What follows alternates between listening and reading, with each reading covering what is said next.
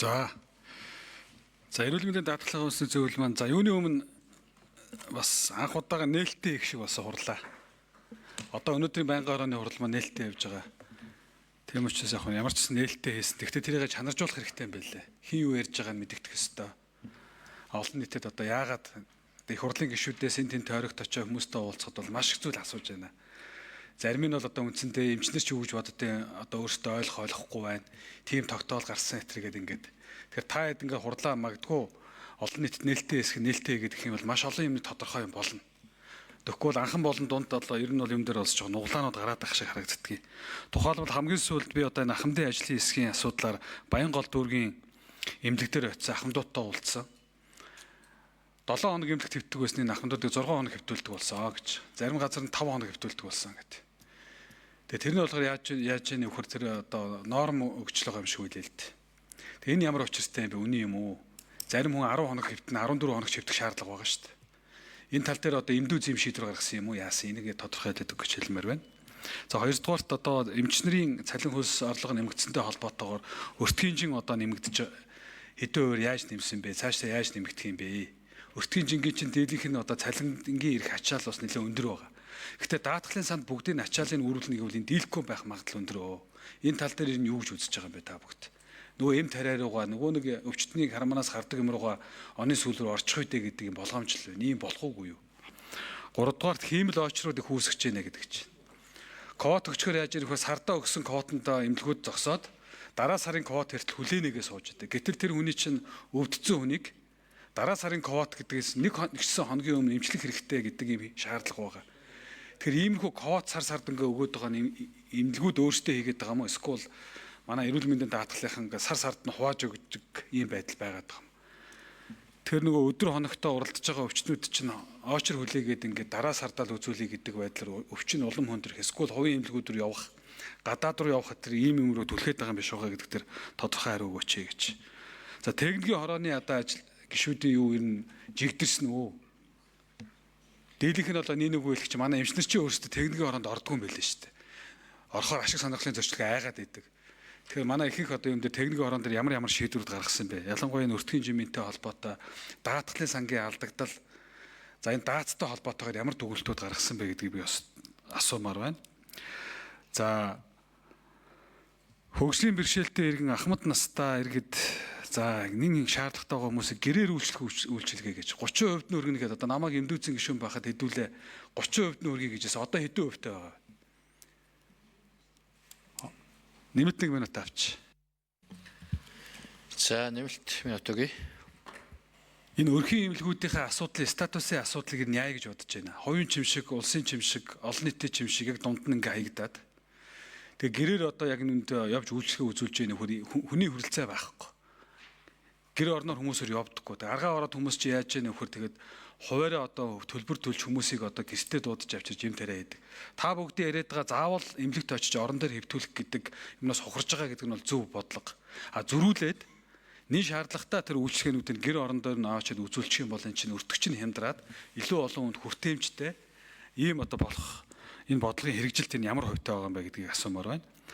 За гадаад руу тухайлбал Өвөр Монгол руу одоо хэдэн мянгаараа явж байна. 27-30 мянган хүн явлаа гэж сурсан. Элчин сайд нь яриа сууж байна лээ. Баахан буруу онцтой хүмүүсийг Өвөр Монгол руу явуулаад одоо ингэж байж гинэ гэдэг одоо Өвөр Монголын консул яриа сууж байна л. Энэ тал дээр нь ямар хүмүүс яваад идэв юм бэ? Энэ тал дээр та нэг мэдээлэл дүгнэлт байна уу?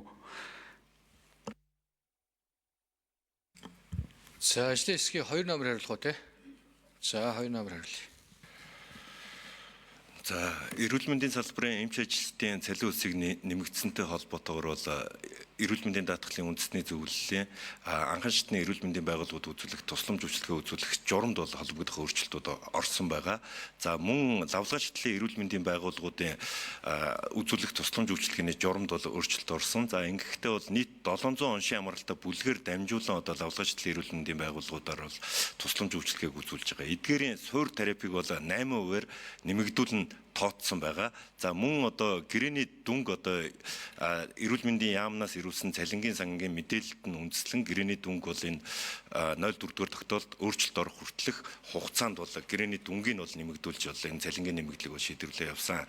За анхан шатны эрүүл мэндийн байгууллагуудын хувьд бол сум тусганы эрүүл мэндийн төвүүдээр нийт одоо 7000 орчим эмч ажилтнын цалингийн өсөлт байгаа. За эдгээр цалинтай холбоотойгоор бол суур зардал сум тусганы эрүүл мэндийн төвүүдээр хүн амын нэг иргэний санхүүжилтээс гадна эрүүл мэндийн дөрвөн тусламж үйлчилгээ, эмнэлгийн тусламж үйлчилгээ гэж 3 төрлийн төлбөрийн аргаар санхүүжүүлж байгаа. За үүн дээрээ нэмээд суур зардал буюу тухайн сум тусганы эрүүл мэндийн төвд одоо нормтой стандартанд нийцсэн одоо эмч ажилчдын тоонд нь үндэслээд цалингийн одоо зардлыг одоо суур зардлыг нь бол тусламж үйлчилгээ үзүүлсэн хэсгээс үл хамааран бол олгох ийм зохицуултыг бол хийгээд явсан байгаа. За өртгийн жингийн хувьд бол нийт 700 он шин амралтай бүлгээс бол 19 он шин амралтай бүлгэн дээр бол дахин зохион байгуулалтыг бол хийсэн байгаа. За энэ үрээндээ бол 5 тусламж үйлчилгээг оншин амралтай бүлгийг хасаж одоо амбулатороор эмчлэх хөнгөлөлтөө эмээр эмчлэх боломжтой гэж үзсэн салбар зөвлөлийн гаргасан саналын дагуу одоо шилжүүлэх энэ зохион байгуулалтуудыг бол хийгээд явсан.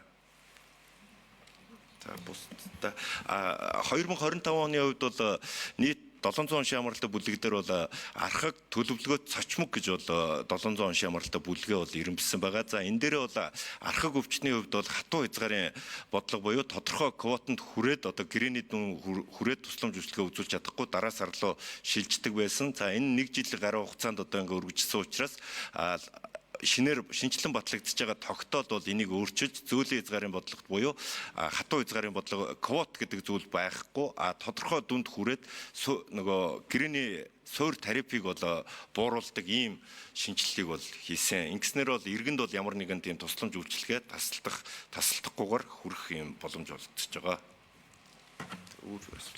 За бусад асуултууд нь хэн хариулах вэ? Хэд номер? За 9 номер. Энэ эмнэлэгт твтэж хэмжүүлж байгаа хоног багасгаж байгаа, гадаад руу эмчилгээ хийлгэж байгаа асуудал гэдэг. За 9 номер хариулъя.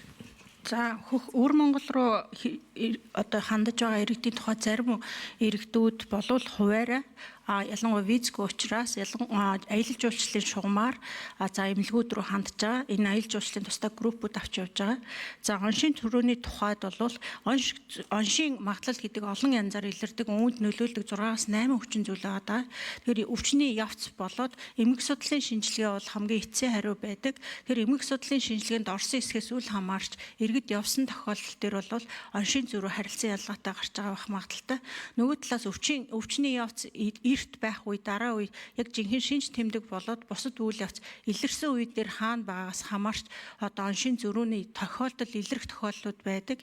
Тэгэхээр оншийн зөрүүг хаана байгаагаас үл хамаарч хамгийн эцсийн хариу эмгэг судлалын шинжилгээний хариу байдаг учраас одоо аливаа хаана хийсэн Хөх хотод өвөр Монголд хийсэн байна уу, Монголд хийсэн байна уу, аливаа шинжилгээнд эмгэг судлалын шинжилгээний дүгнэлт. За нэмж хариулъя 9 номер. За анхан шатны эрүүл мэндийн байгууллагын тухайд бол өөрхийн эрүүл мэндийн туул нөхөрлийн хэлбэртэй байгаа.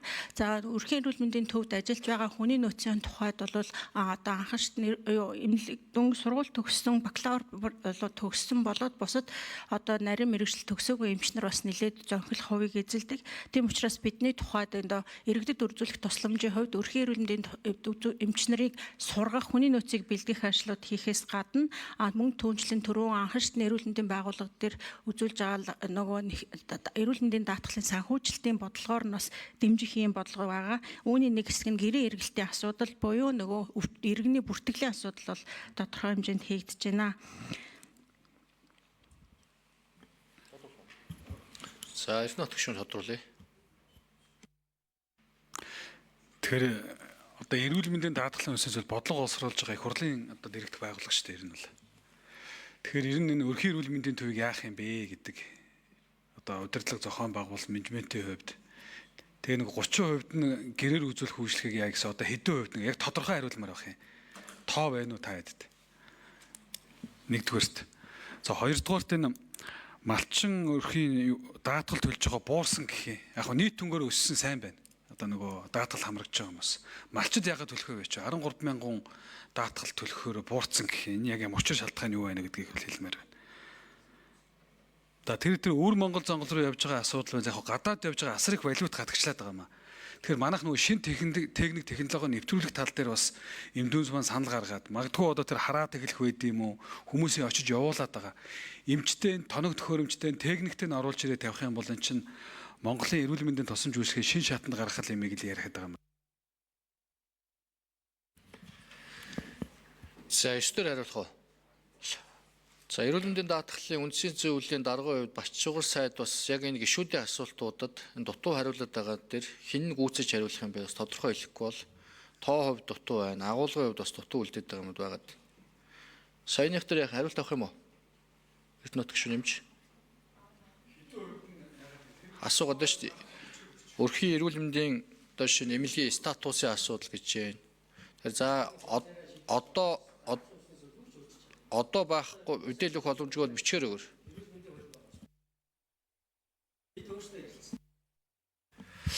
За Отгон шарын Батнайрамд гишүүн асуулт асууя.